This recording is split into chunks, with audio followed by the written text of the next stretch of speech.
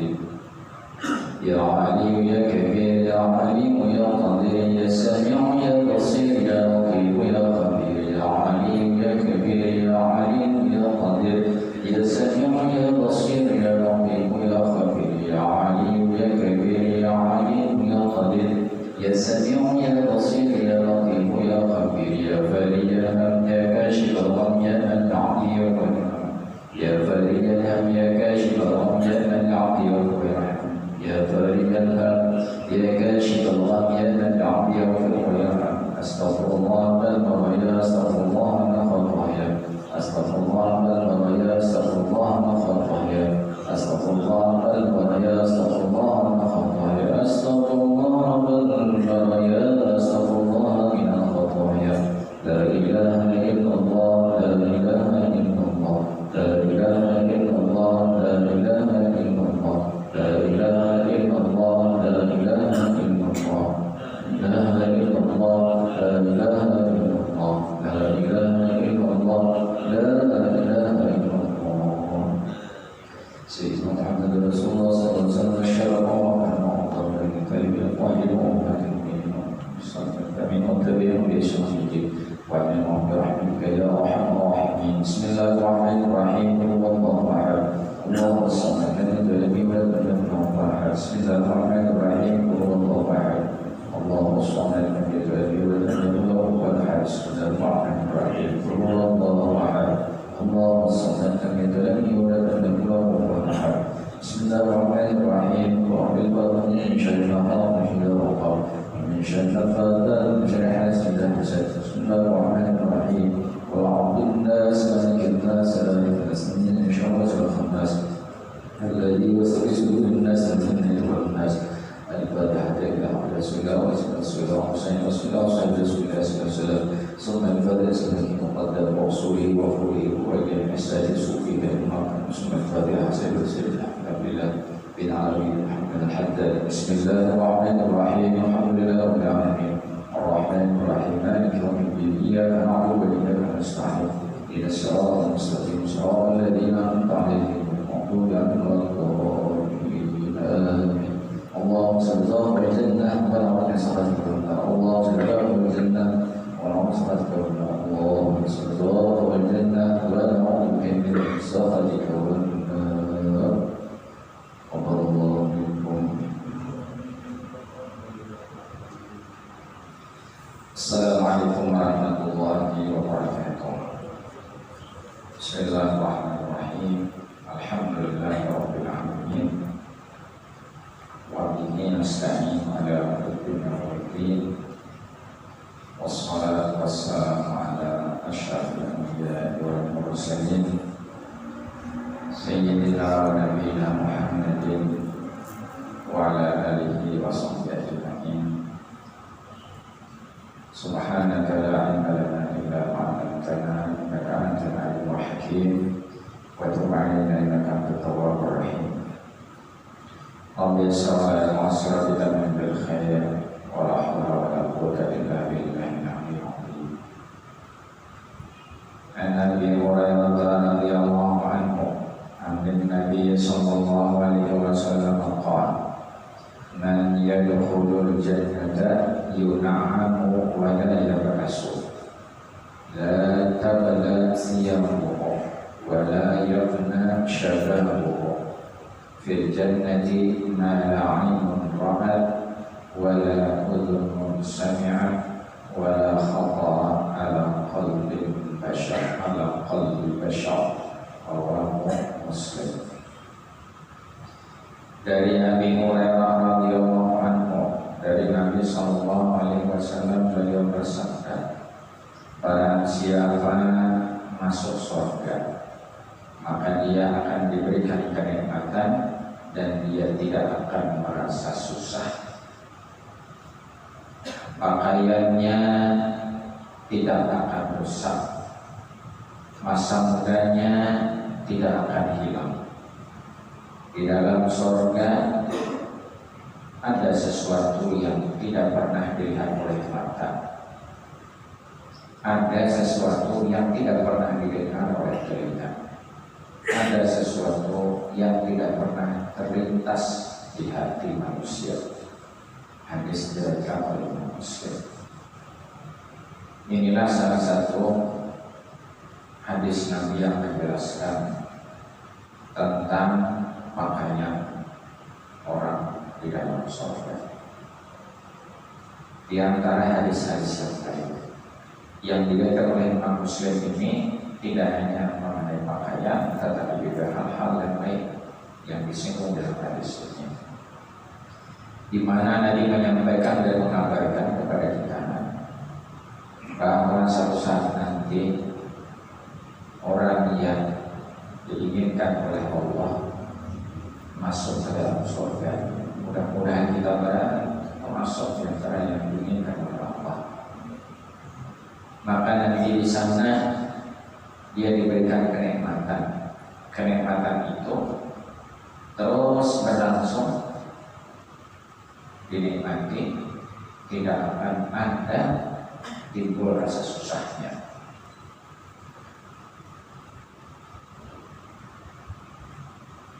Kenikmatan yang tidak ada di dunia.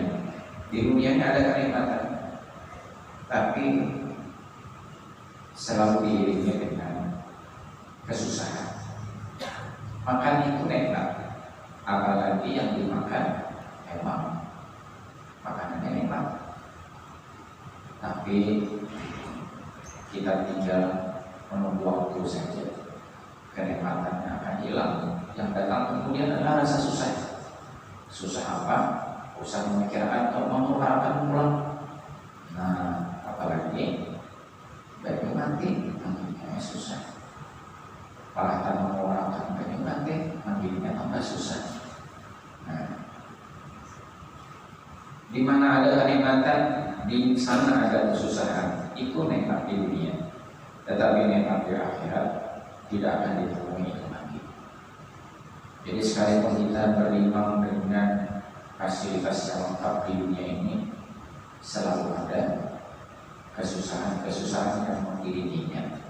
Apakah kesusahan itu mendahului kenikmatan, ataukah kesusahan itu nanti mengiringinya di belakang, atau dua-duanya?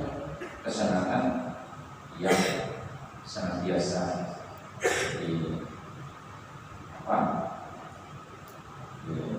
diselubungi oleh kesusahan-kesusahan.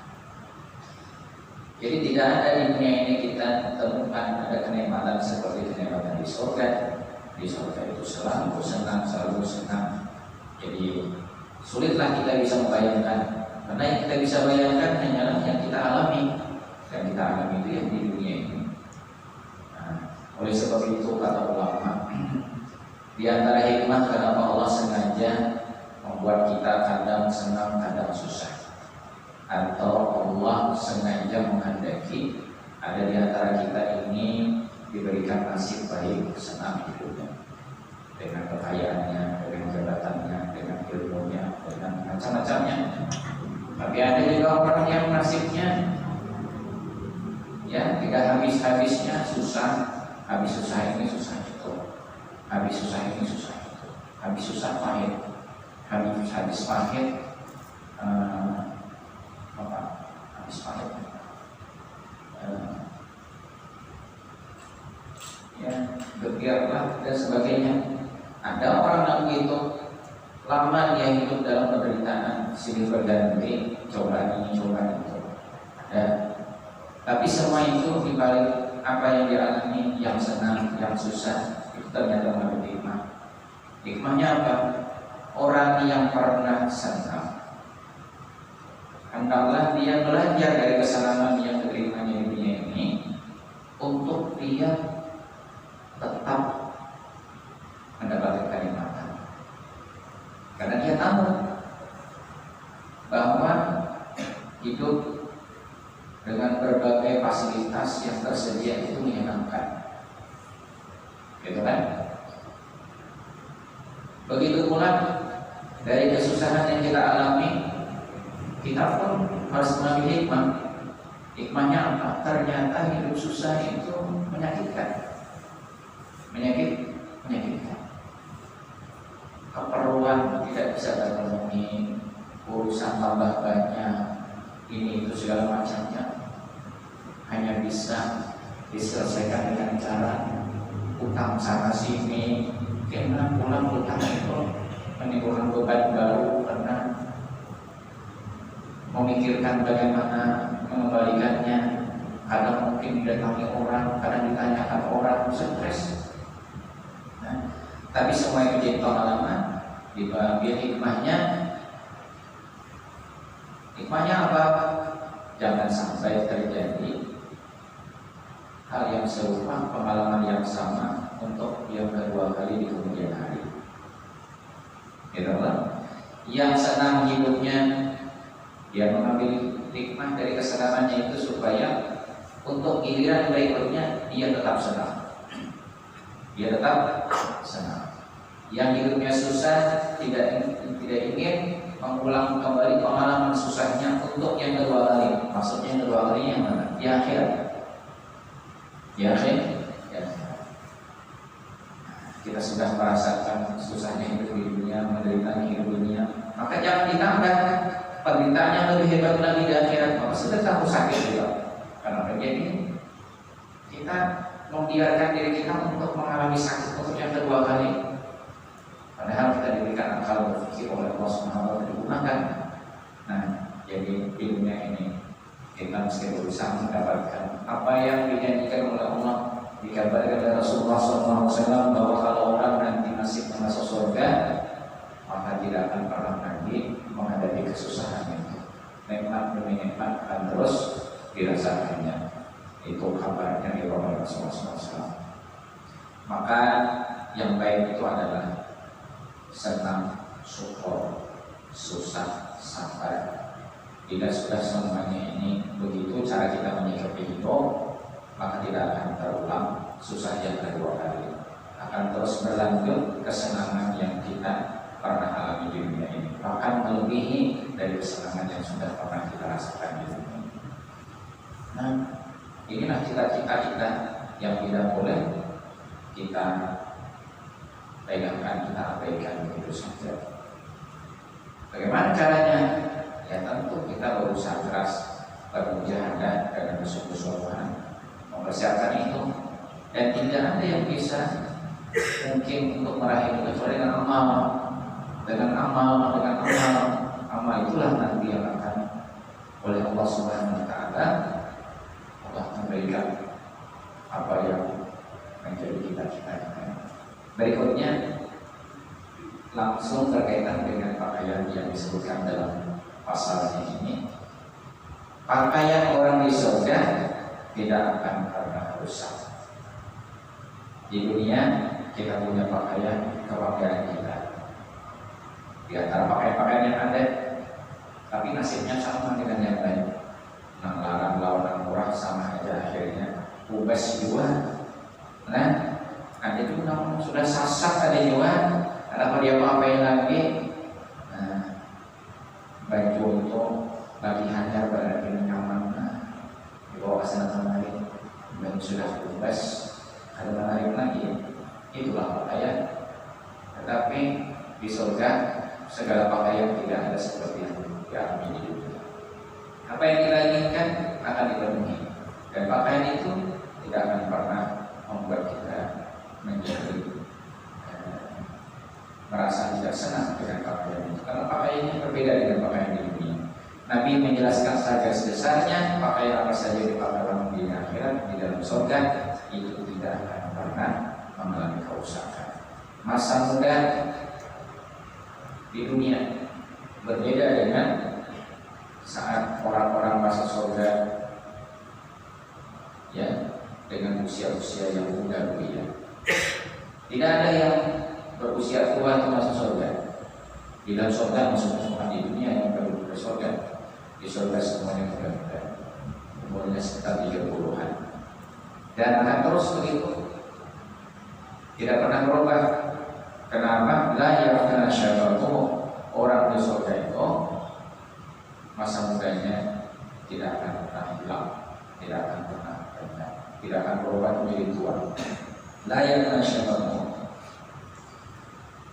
Di dalam hadis yang lain Nabi SAW menjelaskan bahwa ada 4 perkara di mana di akhirat empat perkara itu menjadi tanggung jawab yang sangat penting bagi setiap orang di hadapan Allah Subhanahu wa Ta'ala. Artinya apa? Dia akan ditanyai serius tentang empat perkara ini, yaitu salah satunya tentang masa muda, an syababihi fi ma'afna, tentang masa muda dihabiskan kemana? Karena di dunia ini masa muda bisa habis. Jadi ada empat pertanyaan utama yang orang tidak akan melakukan di akhirat itu kecuali ditanya empat perkara ini. Ini menunjukkan kata ulama, ini pertanyaan sangat penting. Yang lain-lain juga ditanyakan, tapi pertanyaan pokok ini salah satunya adalah masa muda digunakan kemana, dihabiskan kemana. Padahal di antara empat pertanyaan itu salah satunya adalah tentang usia yang diberikan Allah Ta'ala dihabiskan untuk apa. Nah, usia kita ini kan ada usia anak-anak, ada usia muda, ada usia tua. Tapi ditanyakan lagi secara khusus pertanyaannya tentang masa muda.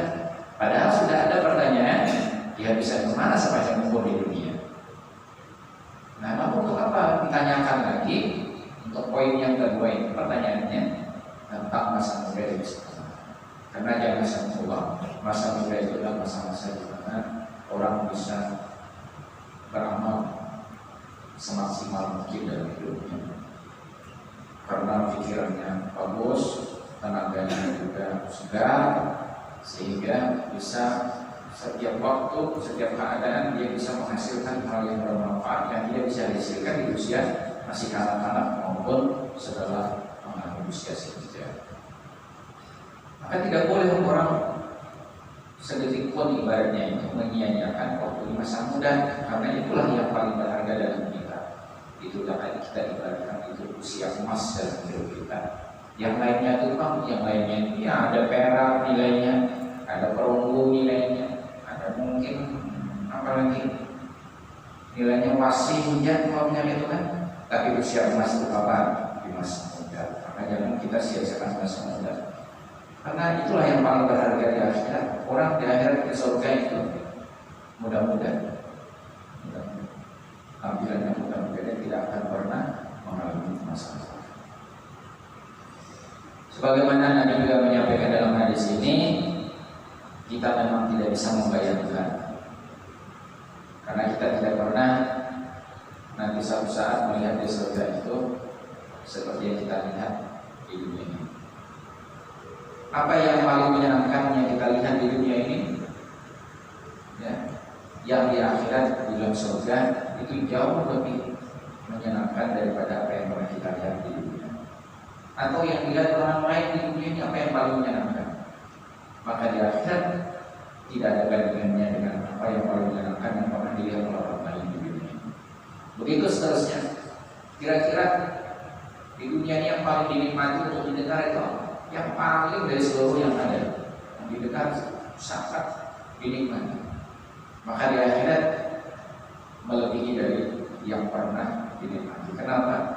Di surga akan ditemukan sesuatu yang tidak pernah dilihat oleh mata, sesuatu yang tidak pernah didengar oleh telinga, dan sesuatu bahkan yang tidak pernah terlintas dalam bayangan pikiran kita.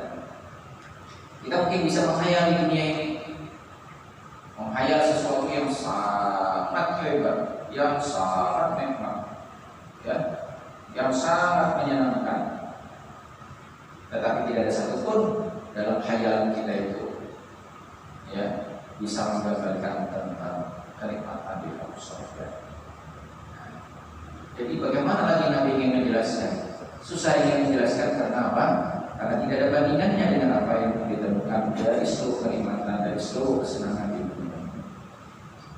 Nah, jadi hadis ini jelas memotivasi kita untuk kita hidup ini jangan terlena, apalagi terperdaya. Kalau istilah agama itu mampu dalam ayat Al-Quran dan dalam Al-Quran Karim Allah berfirman, "Wa mal hayatud dunya illa mata'ul ghurur. Tidaklah kehidupan dunia ini melainkan kenikmatan-kenikmatannya itu bisa memperdaya. Apa maksudnya bisa memperdaya?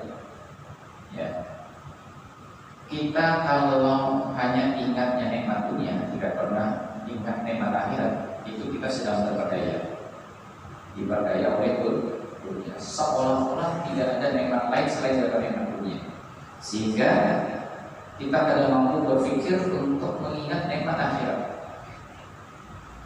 Jadi kalau Nabi sekali-sekali menyebutkan tentang keadaan di surga dengan kenikmatan-kenikmatannya, salah satu tujuannya adalah jangan sampai kita terlena, apalagi terperdaya oleh dunia, sehingga kita lupa bahwa suatu saat nanti kita akan ada di akhirat. Ya. Orang yang lupa bahwa suatu saat dia akan berada di akhirat, pikirannya selalu hanya dunia, dari dunia ke dunia, dari dunia ke dunia. Ini berbahaya. Kenapa? Karena ini akan mendatangkan penyesalan yang sangat panjang, dan panjangnya penyesalan tidak dibatasi. Kita tidak akan bisa mengulangi itu. Dalam Al-Quran Allah menuliskan ada orang-orang yang ketika mengalami ajal, dia minta kepada Allah supaya diberikan kesempatan untuk beramal, walaupun hanya beberapa waktu saja. Tentang apa ini? Penyesalan yang tidak mungkin bisa dikembalikan lagi kepada keadaannya semula. Itu di dunia. Di akhirat pun begitu. Di dalam Al-Quran disebutkan betapa orang-orang malam di akhirat itu memohon dan memohon sekiranya mereka bisa dikembalikan ke dunia untuk mempersiapkan diri dan tetapi sudah terlambat semua itu. Makanya masing-masing kalau kita mau merenung sejenak tentang kehidupan kita berlalu sudah 10 tahun, 20 tahun, 30 tahun, 40 tahun. Nah, dari sekian puluh tahun yang kita lewati itu, bayangan-bayangan akhirat itu seberapa banyak mampir dalam pikiran kita kira-kira. Maksudnya dibandingkan dengan pikiran kita terhadap dunia ini. Apakah bisa melebihi daripada pikiran-pikiran kita terhadap urusan dunia? Ataukah terlalu sedikit untuk kita bandingkan dengan pikiran-pikiran kita terhadap urusan-urusan dunia? Ya, sampai berapa usia kita saat ini tidak ada istilah terlambat selagi Allah memberikan kesempatan kepada kita. Dan Rasulullah SAW masih memberikan peringatan kepada kita melalui hadis ini untuk kita jangan lewat sehari, lewat seminggu, lewat sebulan masih juga kita belum mengoreksi diri untuk apa ini, untuk mempersiapkan hari akhirat kita. Ya maksudnya, apakah berita yang dibawa Rasulullah SAW ini adalah sebagai bentuk untuk persiapan akhiratnya? Memang ini bagian yang tidak terpisah daripada mempersiapkan itu untuk persiapan akhirat. Karena orang tergerak hatinya untuk melakukan sesuatu itu ada sebabnya, tidak spontanitas dia berbuat begitu saja. Diawali dengan adanya informasi yang masuk ke pikirannya, ditangkap dan itu menyenangkan lalu dikerjakannya. Ini informasi ringan, informasi sangat menyenangkan. Tinggal kemudian apakah informasi yang diolah dalam pikiran kita yang menggerakkan anggota tubuh kita untuk melakukan sesuatu yang bisa diharapkan untuk kita bisa meraih kesenangan-kesenangan. Jadi ini usaha. Maka kata ulama, salah satu upaya kita untuk jangan terlena dengan dunia ini, sering-sering membaca. Karena baca itu adalah mentransfer informasi masuk ke kepala kita, mentransfer, memindahnya informasi ke kepala kita. Nah, sehingga ada informasi yang seimbang juga. Jangan informasi yang masuk ini melulu dunia. Maka kerja kita hanya di bawah dunia saja, sehingga usaha untuk akhirat itu sekalipun dilakukan kadang-kadang tidak fokus. Ya, artinya tidak fokus itu tidak bermakna. Ada pekerjaan akhirat tetapi maknanya kosong. Kenapa? kurangnya informasi yang masuk kepada kita. Itu kenapa hari-hari seperti ini perlu sekali kita baca, perlu kita dengar, kita simak, karena ini menjadi bagian yang penting dalam hidup kita untuk menjaga jangan sampai kita terlena, apalagi berdaya oleh dunia. Waqala selanjutnya An Anas bin Malik radhiyallahu anhu anna Rasulullah sallallahu alaihi wasallam qala laqad fi sabilillah aw rahatun khairun min ad-dunya wa ma fiha wa laqabu qawsi ahadikum aw mawdi'u qaymihi yani sawfahu min al-jannati khairun min ad-dunya wa ma fiha wa law itta'at imra'atun min nisa'i ahli al-jannah ila al-ardi lamala'at ma bainahuma rihan wa la'adha'at ma bainahuma wa la nasifuha ala ra'siha khairun min ad-dunya wa ma fiha. Dari Anas bin Malik radhiyallahu anhu, sesungguhnya Rasulullah sallallahu alaihi wasallam bersabda, pergi di waktu pagi untuk urusan di jalan Allah, atau pergi di petang hari untuk urusan di jalan Allah, maka itu perbuatan lebih baik daripada nilai kenikmatan dunia seluruhnya beserta isi-isinya. Dan ukuran busur salah seorang di antara kalian, atau tempat menggantungkan busur itu, atau tempat mengikat busur itu di surga, seukuran itu lebih baik daripada dunia dengan seluruh kenikmatannya. Yang kedua, yang ketiga, nanti mengabarkan kalau ada seorang wanita dari penghuni surga muncul ke dunia, kalau seandainya seorang wanita di antara wanita di surga itu siapa? Tidak ada, muncul satu saja, satu saja ke dunia ini, maka segenap penjuru dunia dari ujung ke ujung itu semerbak hawa, dan tidak hanya situ, akan bercahaya dunia itu dari timur ke barat, bercahaya. Itu satu. Bagaimana kalau dua?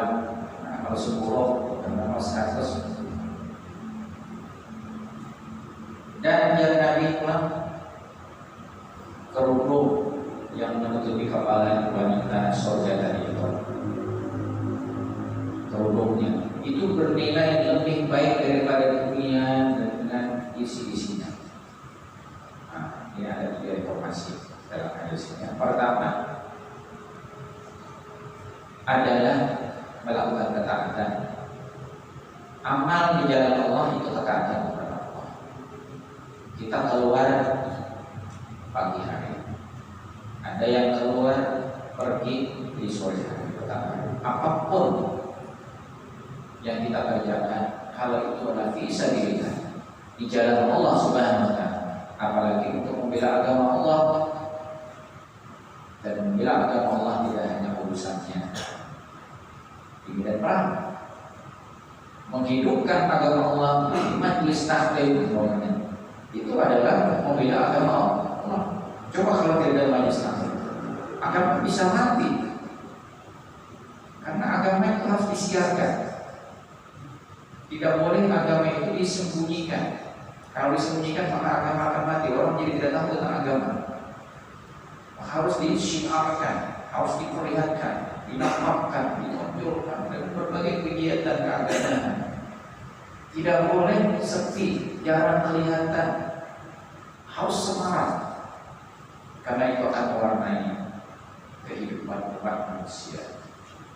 Nah, ada yang beraktivitas di pagi hari, dia pergi, ada di sore hari, untuk tujuan itu semua, untuk Tujuan apa itu? Di jalan Allah SWT.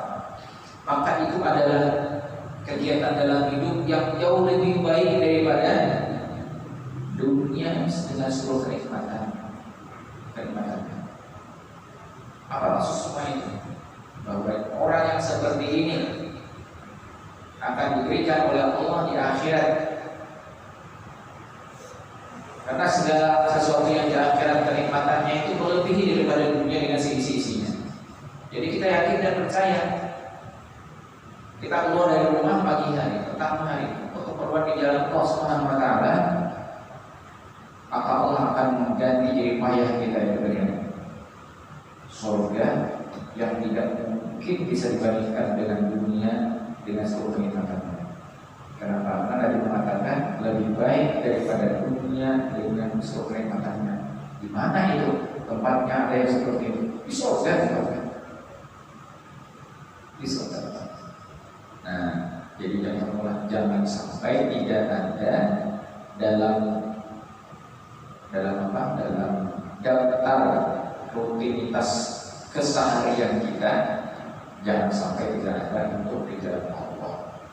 Orang keluar rumah ke masjid itu di jalan Allah.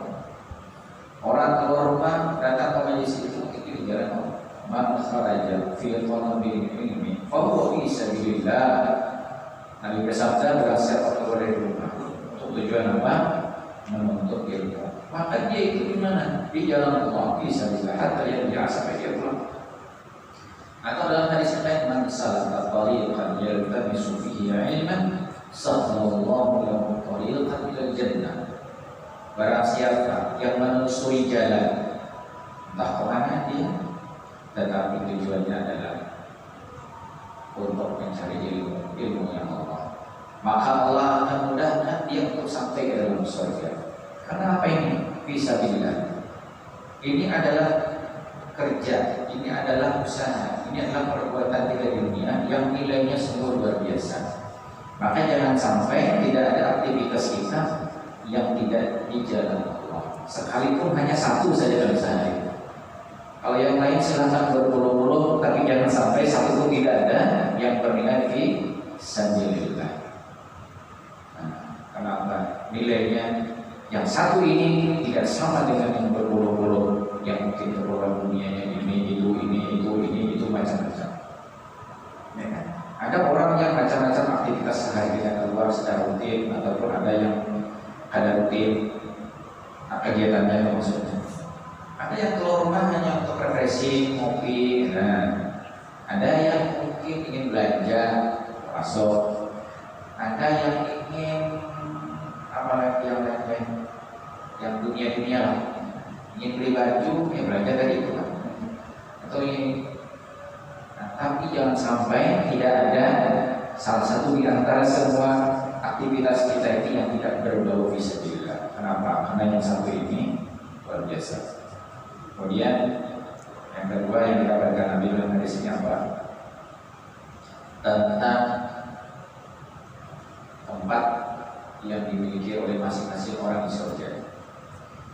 Ukuran busur ada busur, kalau busur panah lain, panahnya busurnya itu kalau ukur paling 2 kilan lah, 2 kilan lebih sedikit. Nah, itu ukuran busur itu ya Rasulullah di akhirat di surga itu kira-kira kalau untuk ukuran busur itu cukup untuk apa? Paling untuk berdiri kita seorang ya kan? Ukuran angkat kendaraan kalau cukup itu satu busur ya, apalagi mobil dan diangkat ibaratnya ukuran tempatnya. Jadi ada menyebutkan orang yang berada di surga 2 kilan saja ini dapat jatah, misalnya itu kan, itu lebih baik daripada dunia dengan bisnis. Nah, jadi jangan tidak dapat kaplingan dan untuk kaplingan surga saja. Bagaimana caranya untuk kaplingan kaplingan? Ya, pada pengajian yang lalu sudah ada disebutkan. Dan dalam hadis Nabi SAW, orang yang mendapatkan bangunan di surga jelas ada kaplingannya. Orang yang mendapatkan kubur di surga jelas ada fakirnya. Nah, kemarin peristiwa Isra dan Mi'raj itu ada Nabi Ibrahim berpesan kan kepada Nabi kita Muhammad SAW, pesan itu untuk kita yang bukan beliau.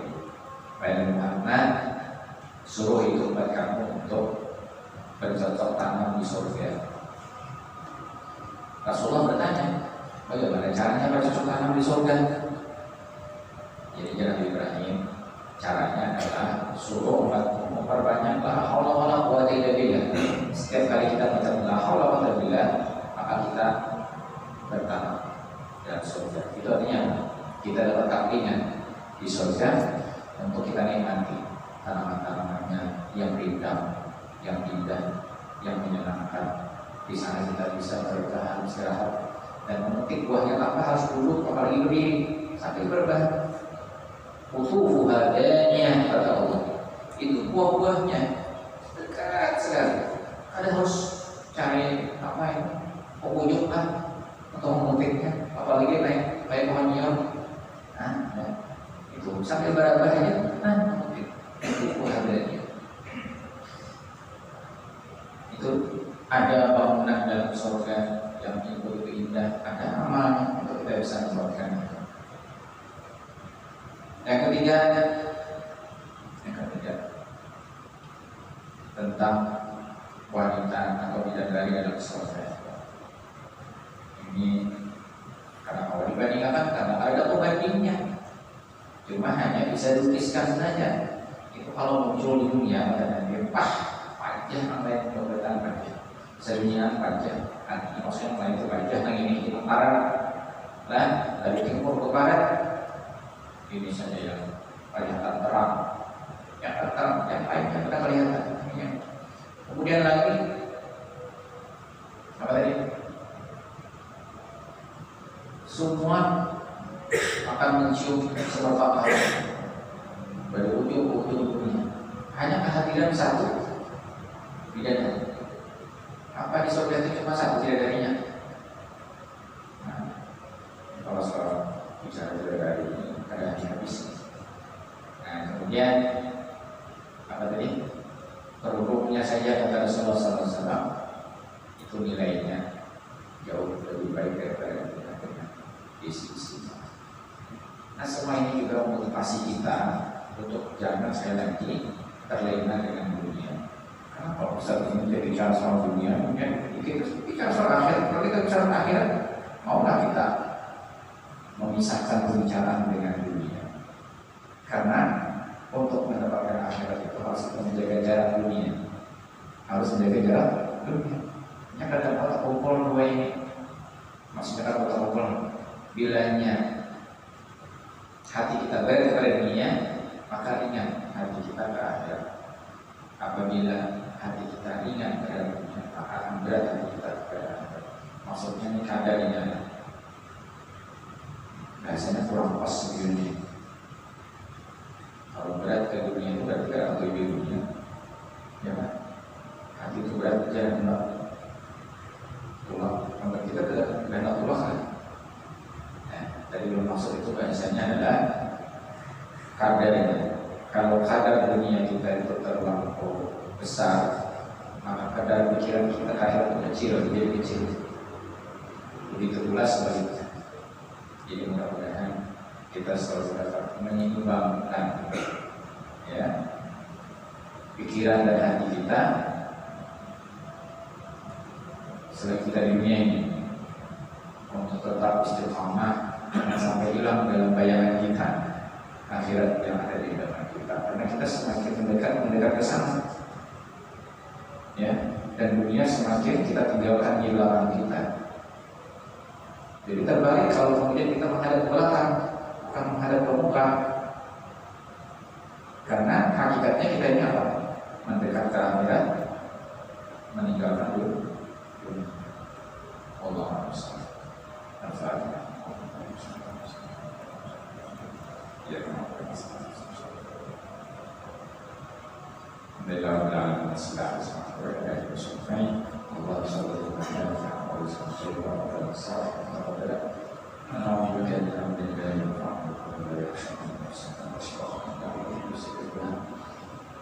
Allahumma inna sallallahu alaihi wa sallam su'ina rabbana atina hasanatan wa qina adzabannar. Assalamualaikum warahmatullahi wabarakatuh.